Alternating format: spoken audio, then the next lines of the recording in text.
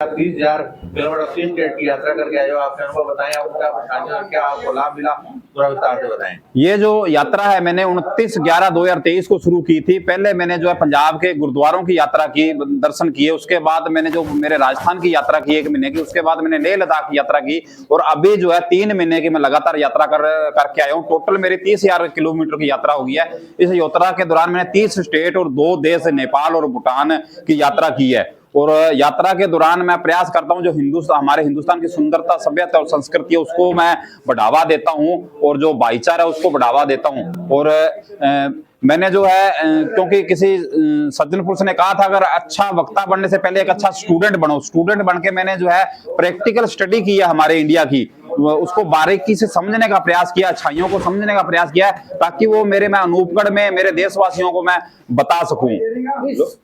बल्कि जी समस्या क्या आती है जी यात्रा करते समय, क्या देखो समस्या की बात तो करें, समस्याएं तो बहुत आती है लेकिन उससे जूझना पड़ता है। अगर हमें कोई चेन्नई जाना है, मुंबई जाना है या कन्याकुमारी जाना है तो गाड़ी से या ट्रेन से भी जाना मुश्किल हो जाता है। बहुत से सब वहां भी फ्लाइट पे जाते हैं, एक ही जगह पे जाना है तो मैं तो चेन्नई, मुंबई, कन्याकुमारी, लेह लद्दाख सभी जगह पे बाइक से जाके, मुश्किलें तो आती हैं लेकिन इस मुश्किलों को झेलना पड़ता है। क्योंकि जब मेरी थोड़ी सी मुश्किलों से हमारे अनूपगढ़ का, हमारे राजस्थान का इतना नाम हो रहा था, उस बात की मेरे को खुशी थी और ये देख के मेरे को मेरी जो थकान है, मानसिक थकान है वो दूर हो जाती थी। क्योंकि रास्ते में जो भी मेरी बाइक का नंबर देखते थे ना, अचंभित रहते थे, आरजे नंबर देखते थे, क्योंकि वहां पे आरजे नंबर देखने को मिलता नहीं था। इतनी दूर तक मैं गया हूं, वो अचंभित होते थे कि आरजे नंबर की गाड़ी बाइक से आए हो, तो बड़ा वो लोग भी अचंभित होते थे और बड़ा अप्रिशिएट भी करते थे। तो उधर मेरे हिंदुस्तान में नाम हो रहा था, इधर मेरे अनूपगढ़ में नाम हो रहा था, तो इस बात की मेरे को बड़ी खुशी थी और इसी खुशी के चलते मैं चलता रहा। जैसा कि आप हिंदी भाषी हैं, आप अलग अलग राज्यों में गए, अलग अलग भाषाएं थी, तमिल थी, तेलुगु थी,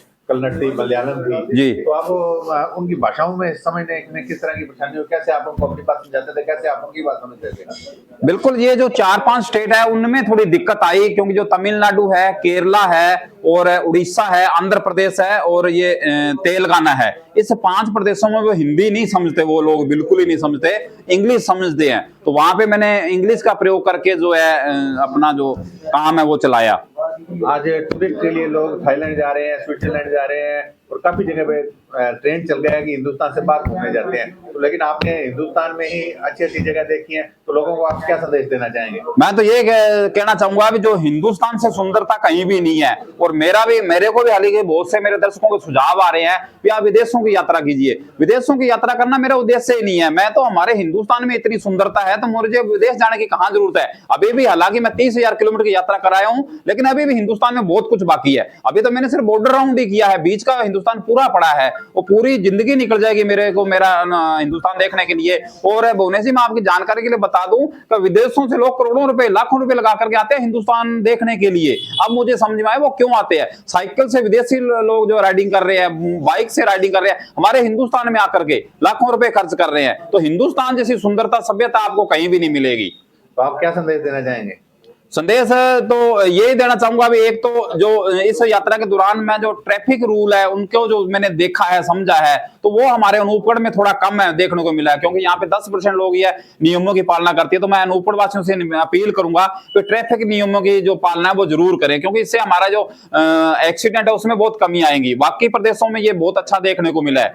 जैसा कि आप 2 यात्राएं 30,000 किलोमीटर की कर चुके हो, जी जी, तो जैसे आपका जोश नजर आ रहा है कि हमें लग रहा है कि आप तीसरी यात्रा के लिए भी तैयार हो रहे हैं, तो जी जी। आपकी आगामी यात्रा के बारे में आप कुछ बताएं, कुछ क्या प्लान है आपका और कहाँ का प्लान है?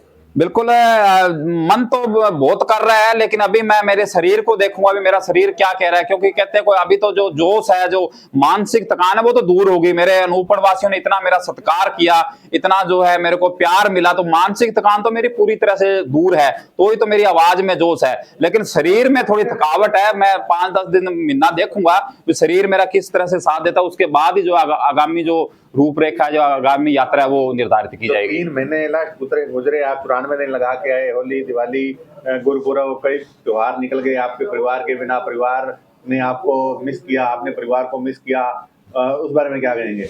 देखो, परिवार तो इतना चिंतित था कि परिवार वाले खाना भी नहीं खाते थे, इतना चिंतित थे। क्योंकि बाइक की जो एक जो सफर होता है ना, ये बहुत ही वो रिस्क वाला होता है। और बाइक वैसे इतने लंबे सफर के लिए बनी भी नहीं है, ये तो छोटी मोटी 10-20 किलोमीटर मार्केट में जाना है ना, उसके लिए होती है एक्चुअल। लेकिन हम लोग इतना लंबा सफर इस पे करने लगे, तो इसमें देखो पूरा रिस्की है, इतना ट्रैफिक चलता है, तो बाहर जब घर से जाते हैं तो चिंतित तो होते ही हैं। नेपाल के अंदर जब आप रुके, हमें ध्यान है, हम आपके वीडियो से हम जानकारी मिलती रही, आप 7 दिनों तक नेटवर्क नहीं था, वहां बाढ़ आ गई थी, तो तब आप कैसा महसूस कर रहे थे? थोड़ा सा मेरे को हुआ, क्योंकि सारा कुछ कट चुका था और दोनों तरफ से रास्ता कट गया था। सिर्फ एक जो किलोमीटर के दायरे में था जो हम चल रहे थे, कुछ ही लोग थे वहां पे, बाकी जो दोनों तरफ से जो है रास्ता कट चुका था। तो जब आदमी काम नहीं करता या नेटवर्क से कट जाता है तो थोड़ा अजीब सा तो लगता ही है। लेकिन वहां के जो होटल वाले थे या जो सामने 10-20 आदमी थे ना, उन्होंने बहुत मुझे कोऑपरेट किया। जो होटल वाले ने, उसने 6 दिन तक मुझे फ्री खाना दिया, फ्री रूम में दिया, और आते वक्त मेरे को 1000 रुपया भी दिया उसने। तो उसने बहुत कोऑपरेट किया। ये जो पूरे भारत में सहयोग की भावना दिखाई दी, या कहीं कुछ ऐसा था बेगानापन भी आपको लगा? लगा कई की जगह ज्यादातर तो अच्छा सहयोग मिला, लेकिन थोड़ा तमिलनाडु में और केरला में उतना रिस्पॉन्स नहीं मिला जितना अदर स्टेटों में मिला। अदर स्टेटों में बहुत मिला। जहां पे होटल पे जाके रुकता था तो वो होटल वाले चाय के पैसे नहीं लेते थे, खाने वाला खाने के पैसे नहीं लेता। मैं तो कहता था भाई साहब आपका बिजनेस, आप पैसे लो क्यों नहीं लेते? का भाई साहब पैसा ही सब कुछ नहीं होता, ये एक अच्छी चीज है। 10 रुपए की चाय से कोई ना उसके फर्क पड़ता है ना मेरे पड़ता है, लेकिन इससे आदमी की भावना का पता चलता है।